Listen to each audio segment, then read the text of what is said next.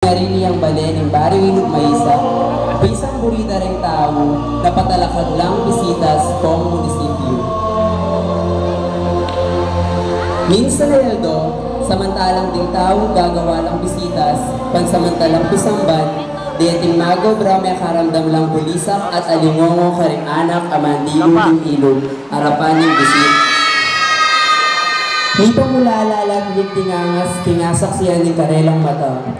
Kingalawuli ni Eve Agro, sarap ng bisitas, ating lutang-lutang ay mahalin makalulan kikabangan ng medyo mabalat opong pepalangi at panitig palat makasulat inukit ng laboriti mga konsepsyon. At iting kalat king buong balen, manibat niya kanita iting kayong balen, Mary Struyang Santa Maria. Mika yung buga maragulat, tindutong agagawan ti Samban, at munisipyo mialis at mipadpad ting metong agulod, ning kabalenan na pita ng haraning ti Samban ning kasalukuyan. Pero may natili ay limahin na higit daking baryo Santa Maria.